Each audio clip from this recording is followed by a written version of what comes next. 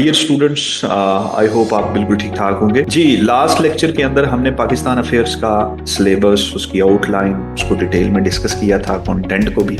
साथ हमने देखा कि जो लास्ट 3 ईयर से सीएसएस के अंदर लो स्कोरिंग ट्रेंड है, उसके रीजंस क्या हैं और हम उसको किस तरह हाई स्कोरिंग स्ट्रेटजीज में लेके आएंगे। फिर सोर्सेज को कंसल्ट किया। सबसे पहले हम मुस्लिम रिफॉर्मर्स को डिस्कस करेंगे और साथ जो मूवमेंट्स हैं प्री इंडिपेंडेंस एरा के अंदर, जो हमारे इंडो पाक हिस्ट्री का भी सिलेबस है, उनको डिटेल में डिस्कस करेंगे। तो हमारे पास जितने भी रिफॉर्मर्स हैं, चाहे शेख अहमद सरहिंदी हैं जिन्हें मुजद्दद अल-अफ़सानी भी कहते हैं, शाह वलीउल्लाह है, सर सैयद अहमद खान है, और जितनी मूवमेंट्स हैं जैसे कि अलीगढ़ मूवमेंट है, खिलाफत मूवमेंट है या पाकिस्तान मूवमेंट है, उनको हम डिटेल में डिस्कस करेंगे। अच्छा जी, अगर हम चैलेंजेस की बात करें, सबसे बड़ा चैलेंज जो था वो अडल्ट्रेशन ऑफ इस्लाम था, फिर मुस्लिम डिसयूनिटी का था, देन नॉन मुस्लिम रूलर्स का था। तो इन चैलेंजेस को कैसे रिजॉल्व किया? जो अडल्ट्रेशन ऑफ इस्लाम का रिस्पॉन्स था वो था रोल क्लिंजिंग ऑफ इस्लाम। अगर हम मुस्लिम डिसयूनिटी की बात करें तो उसके रिस्पॉन्स में कंसोलिडेशन ऑफ मुस्लिम्स की नीड थी, डिमांड थी एट दैट टाइम। अगर हम नॉन मुस्लिम रूलर्स की बात करें तो at that time spreading of Islam का रोल जो था वो बड़ा इंपॉर्टेंट। अगर हम पहले रोल की बात करें जिसमें हमने अडल्ट्रेशन ऑफ इस्लाम की बात की, जिसमें अन इस्लामिक प्रैक्टिसेस इंट्रोड्यूस करवाई गई थी by Hindus as well as Mughal rulers, जिसमें अकबर द ग्रेट दीन इलाही का बड़ा प्रोमिनेंट और डोमिनेंट रोल रहा था अडल्ट्रेशन ऑफ इस्लाम के अंदर। तो उसमें जो क्लिंजिंग ऑफ इस्लाम का रोल प्ले किया था वो मुजद्दद अल-अफ़सानी ने, जिनको शेख अहमद सरहिंदी भी कहते हैं। अगर हम सेकंड रोल की बात करें तो वो मुस्लिम डिसयूनिटी, ये एक बहुत बड़ा चैलेंज था। तो कंसोलिडेशन ऑफ इस्लाम मीन्स जो सुन्नी शिया रिफ्ट आप कह लें दोनों सेक्ट्स के दरमियान था, उसको कंसोलिडेट का जो रोल प्ले किया था वो शाह वलीउल्लाह ने। इसके अलावा इनकी और भी डिप्लोमेटिक और पॉलिटिकल सर्विसेज थी, वो हम डिटेल में लेक्चर में डिस्कस करेंगे। अगर हम नॉन मुस्लिम रूलर्स की बात करें तो जैसे ब्रिटेन रूल आया, कॉलोनियल रूल स्टार्ट हुआ after the war of independence 1857, जिसे रिवोल्ट ऑफ 1857 भी कहते हैं, जिसको स्पाई म्यूटनी भी कहते हैं 1857। तो वो सर सैयद अहमद खान ने बड़ा रोल प्ले किया इसमें। अच्छा जी, सबसे पहले हम बात करेंगे शेख अहमद सरहिंदी की, जो हमारे रिफॉर्मर्स में से सिलेबस के फर्स्ट रिफॉर्मर हैं। वैसे इनको reformer of second millennium Mujaddid Alf Sani. Shaikh Ahmad Sirhindi की अगर हम देखें ब्रीफ लाइफ हिस्ट्री को देखें तो उसके अंदर हमें पता चलेगा he was born on 1564, Sirhind में पैदा हुए। सरहिंद में ये पैदा हुए थे और सरहिंद में ही इनकी डेथ हुई थी। इनका जो नेम था, जो टाइटल था, इनके वालिद का जो नाम था वो शेख अब्दुल अहद था। अगर हम लाइनेज की बात करें तो वो हजरत उमर फारूक रजी अल्लाह तआला अन्हु से बनती। इन्होंने कुरान, हदीस और फिका में अपने वालिद से पढ़ा। फिर उसके बाद ये जो है इन्होंने आगरा और फजल अल फैजी से इनकी मुलाकात हुई। फिर ये इन्होंने दिल्ली गए और जो अपने मुर्शद से, जिनका नाम हजरत ख्वाजा बाकी बिल्ला बेरिंग था, उनसे मुलाकात की। और मुर्शद की बैत जो है वो बड़ी जरूरी है, क्योंकि मुर्शद के बगैर कुछ नहीं हो सकता। मुर्शद की बैत बहुत जरूरी है सूफीज्म के अंदर खास तौर पे। लेकिन इन्होंने जो कॉन्सेप्ट दिया वो बाद में हम देखेंगे। इनकी फिर डेथ जो हुई वो 1624 में हुई और सरहिंद में। यह ब्रीफ हिस्ट्री थी जो जिसका हमने एक ओवरव्यू लिया। इनके एरिया ऑफ इन्फ्लुएंस की बात की जाए तो वो दिल्ली, ग्वालियर और आगरा था। यानी सब कॉन्टिनेंट की इंडिया के अंदर जो एरिया ऑफ इन्फ्लुएंस मुजद्दद अल-अफ़सानी का था वो या तो दिल्ली रहा है या आगरा रहा है या फिर ग्वालियर। इनके बारे में इनके मुर्शद फरमाते हैं, हजरत ख्वाजा बाकी बिल्ला बेरिंग, वो प्रिडिक्ट करते हैं कि शेख अहमद, यानी मुजद्दद अल-अफ़सानी की बात की जा रही है, Shaikh Ahmad is such a light which will illuminate the whole world, क्योंकि इनको रिफॉर्मर ऑफ सेकंड मिलेनियम भी कहा जाता है। अच्छा, एक यहां पे ना मैं एक चीज आपसे डिटेल में डिस्कस करने से पहले ना एक बात बताता चलूं कि मुजद्दद अल-अफ़सानी वो पर्सनैलिटी है जिसने 2 मुगल एम्परर्स को सर्व किया है, यानी अकबर द ग्रेट जिले इलाही और उनके जो बेटे जहांगीर थे, जिन्हें आप सलीम भी कहते हैं, जिन्हें आप शेखू भी कहते हैं। तो दोनों के पीरियड में इन्होंने अपनी सर्विसेज जो है वो परफॉर्म की। तो जो दीन इलाही जो अकबर द ग्रेट ने इंट्रोड्यूस करवाया था, यानी जो अन इस्लामिक प्रैक्टिसेस उसके दौर में इंट्रोड्यूस करवाई गई, जिनको इनिशिएट अकबर द ग्रेट ने दिया था, तो इन्होंने उन तमाम प्रैक्टिसेस को अन इस्लामिक मीन्स बिदत कहा कि ये जो इस्लामिक शरिया और लॉज हैं उनके अगेंस्ट है, क्योंकि अकबर को सेकुलर किंग भी कहा जाता है हिस्ट्री के अंदर, सेकुलर किंग भी कहा जाता है। तो इन्होंने जो स्कॉलर्स थे उनको लेटर्स भी लिखे थे मुजद्दद अल-अफ़सानी ने उन लेटर्स को मकतूबात इमाम रब्बानी के नाम से याद किया।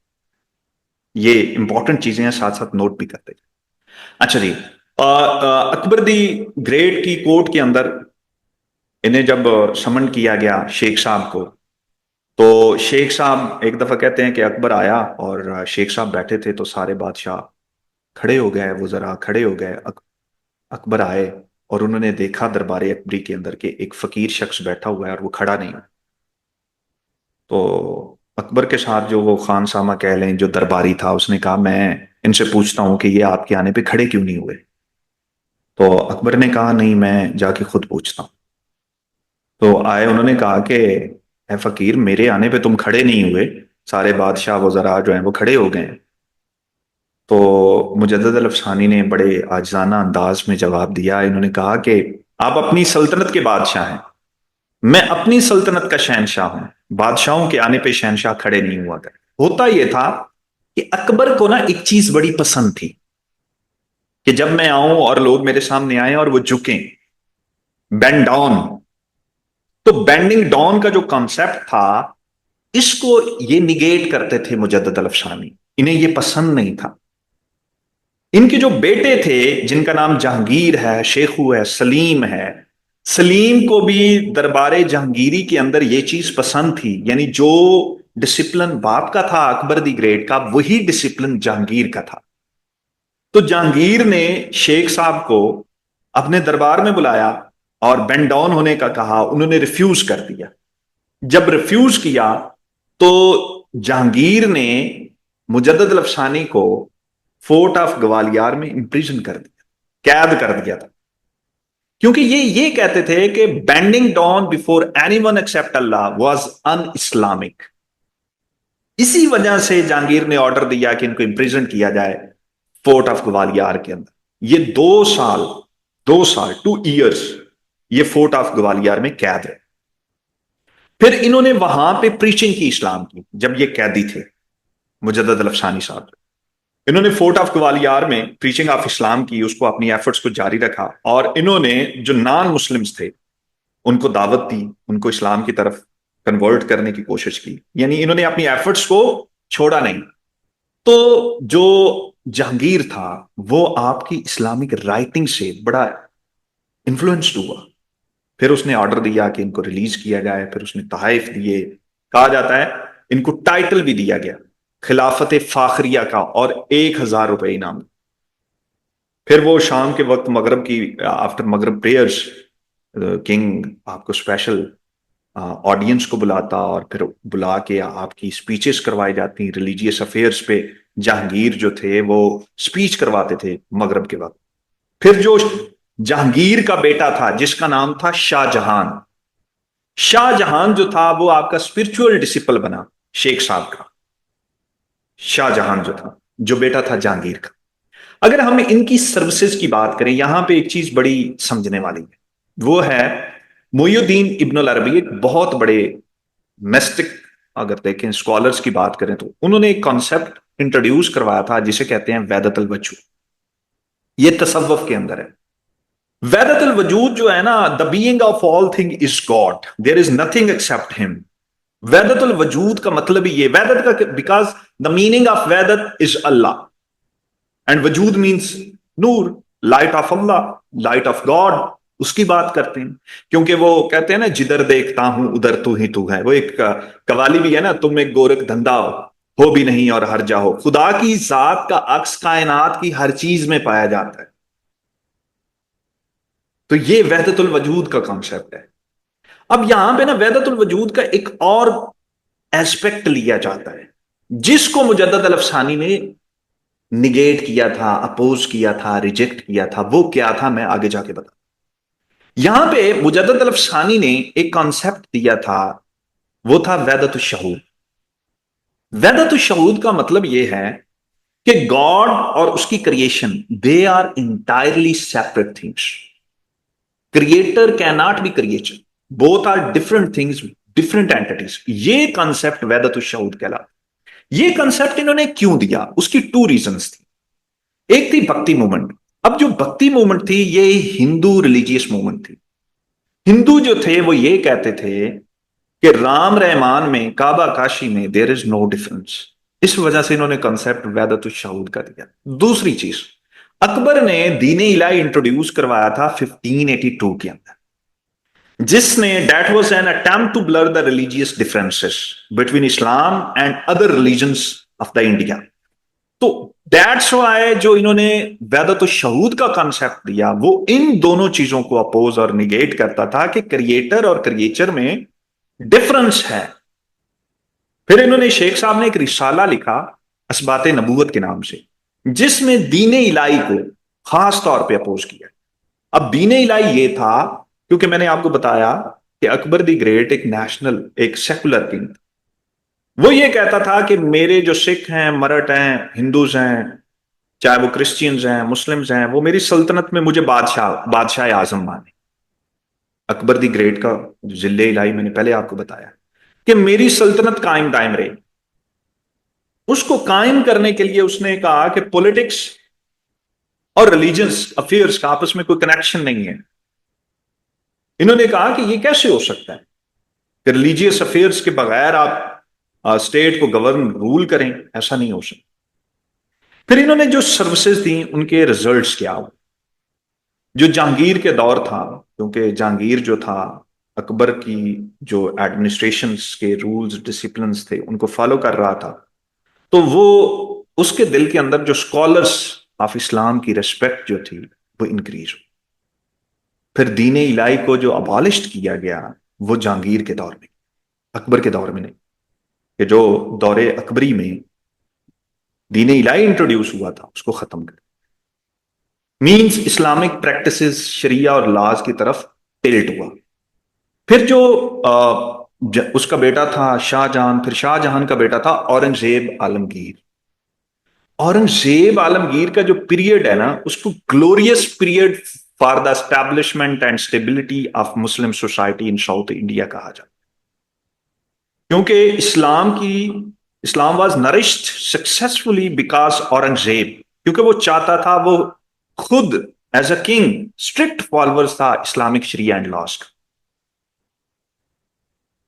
और इसके अलावा he teamed up with Shaikh Nizamuddin Burhanpuri और अदर स्कॉलर्स, और इन्होंने एक अथेंटिक फतवा प्रोड्यूस किया जिसे फतवा आलमगीर कहते, जो कि प्योरली बेस्ड कर रहा था इस्लामिक लॉज।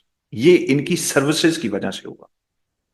अगर रिफॉर्मेशन की एफर्ट्स देखी जाएं, जो इन्होंने रिफॉर्म्स लेके आने की कोशिश की, तो उनके रिजल्ट्स क्या थे वो एफर्ट्स के? वो था promotion of Naqshbandi change, number 1। Number 2, reforming scholars and gnostics, opposition of बिदत मीन्स अन इस्लामिक प्रैक्टिसेस की रिफॉर्मेशन थ्रू डॉक्यूमेंट्स। इन्होंने लेटर्स लिखे किन को, डिफरेंट स्कॉलर्स को, जो और फोकस करवाया इस्लामिक शरिया एंड लॉज पे।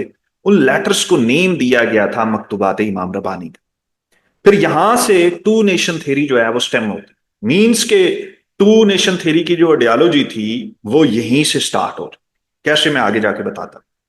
इन्होंने कहा to consider Ram and Rahman as one is stupidity because creator can not be one with its creation. ये शेख हम सरिंदी फरमा रहे हैं। फिर कंसेप्ट ऑफ गवर्नमेंट दिया। कंसेप्ट ऑफ गवर्नमेंट, शेख साहब कहते हैं कि the position of a king is the same as that of the heart in the body. If heart is pure, the body will be pure. And if the heart is not pure, how the body will be pure? King का role इन्होंने define किया कि king का role बड़ा important होता है, same like जिस तरह हार्ट का होता है एक बॉडी के। तो इफेक्ट्स क्या हुए इनकी टीचिंग्स के? डिफरेंशिएट किया गया राम रहमान काबा काशी, कुफर और इस्लाम में डिफरेंशिएशन की। फिर डोमिनेंस ऑफ इस्लाम की बात की गई। यूनाइटेड नेशनहुड, इस कंसेप्ट को अपोज किया, क्योंकि हिंदू राम रहमान काबा काशी का वो गुन गा रहे थे। फिर इन्होंने फोकस करवाया किंग को भी और स्कॉलर्स को भी कि आप फोकस करें इस्लामिक शरियाज लॉज पे। और सुपीरियरिटी टू मिस्टिसिज्म, ये इन्होंने इस चीज पे काम किया। इनकी कोटेशंस अगर देखें मुजद्दद अल-अफसानी की, तो ये कहते हैं, ये फरमाते हैं कि कश्फ and revelation get value through the book of Allah and sunnah, not through वज्द। एक और कोटेशन इनकी है, if Muslims want to live as a nation then they have to quit the talk of shirk and bidat and stay away from Hindus. یہ two nation میں کیوں کہہ رہا تھا کہ that was the beginning of two nation theory, وہ یہی word ہیں، stay away from Hindus, Ram Rahman کعبہ کا ایک نہیں ہو سکتے، یونائٹڈ نیشن ہوڈ کو اپوز کیا. اس لیے میں کہتا ہوں کہ this was the beginning of two nation theory, concept of government جو انہوں نے دیا. If the awareness of separate national identity is not awakened in Muslims, then it is feared that they would be swept away with the flood of combined nationhood, like Buddhism and Hinduism. یہاں سے آپ کہہ سکتے ہیں کہ to nation theory کو جب آپ انکارپوریٹ کرتے ہیں، ٹو نیشن تھیوری پہ کوشچن آتا ہے، چاہے سی ایس ایس کے اندر چاہے پی ایم ایس کے اندر، آپ اس کو کیسے لنک اور ریلیونسی شو کرتے ہیں. تو یہ آپ کے پاس کوٹیشنز ہیں، آپ لکھ سکتے ہیں کہ مجدد الافسانی کا سٹانس کیا تھا.